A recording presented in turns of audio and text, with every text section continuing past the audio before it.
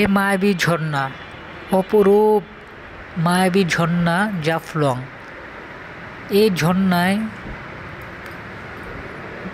বর্ষা মৌসুমে ভরপুর পানি থাকে। আমরা এখন চলে যাচ্ছি মায়াবী ঝর্ণার দিকে। অপরূপ পাহাড় দেখতে দেখতে আমরা চলে যাচ্ছি জাফলং জিরো পয়েন্টে। জাফলং জিরো পয়েন্টে চলে আসলাম। এখানে ভোটে জনপ্রতি 100 টাকা করে আপনাকে মায়াবী ঝর্ণার দিকে নিয়ে যাবে। অপরূপ ডাউকি নদী দিয়ে মেঘালয় পাহাড় দেখতে দেখতে আমরা চলে যাচ্ছি অপরূপ মায়াবী ঝর্ণার দিকে। ডাউকি নদী দিয়ে পার হয়ে আমরা চলে আসলাম মায়াবী ঝর্ণার দিকে।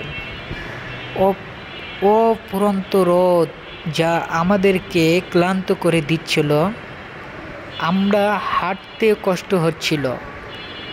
যাক, দেখা যাক মায়াবী ঝর্ণার পানির কি অবস্থা।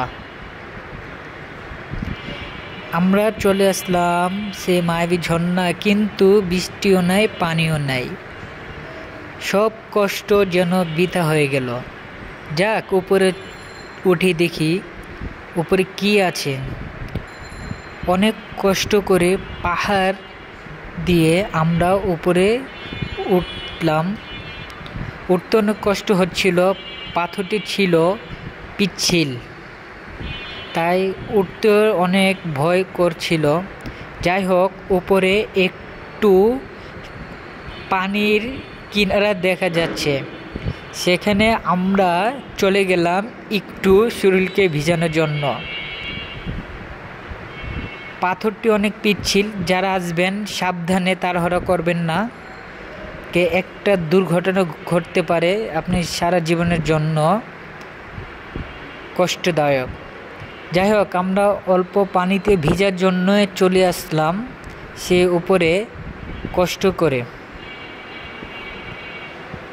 এখন এই যে অল্প পানি, আমরা রোদ্রে অনেক কষ্ট করে চলে আসলাম, কিন্তু এ অল্প পানি দিয়ে যখন গোসল করলাম তখন শরীর মন সবই শীতল হয়ে গেল। পানি এত ঠান্ডা যা ভাষা বোঝানো যাবে না। এই পানি ভারত থেকে মায়াবী ঝর্ণা হয়ে আমাদের বাংলাদেশে প্রবাহিত হয়, যা মায়াবী ঝর্ণার অপরূপ সৌন্দর্যর একটি মুহূর্ত সৃষ্টি করে। সবাই এই ঝর্ণার এবং সকল ঝর্ণা ঘুরতে আসবেন ভরা বর্ষা মৌসুমে।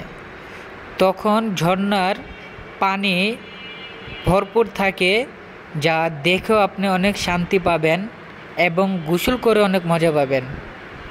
যাই হোক, অল্প পানি দিয়ে আমরা নিজেদেরকে শীতল করে নিলাম।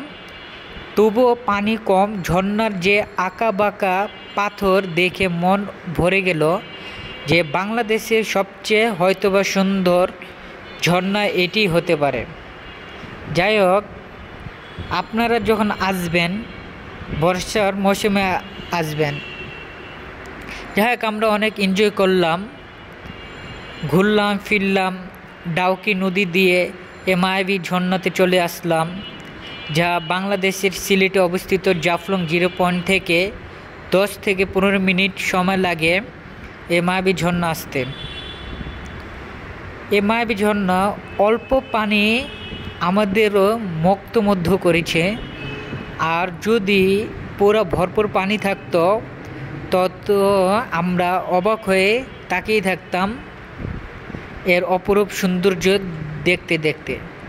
যাই হোক, আপনারা সবসময় এটা খেয়াল রাখবেন, পাথরে ওঠার সময় তাড়াহুড়ো করবেন না, সুন্দরভাবে আস্তে আস্তে ধীরে ধীরে উপরে উঠবেন, যেন কোনো ক্ষতি, কোনো ভয়ঙ্কর রূপে যদি আপনাদের কাছে না আসে।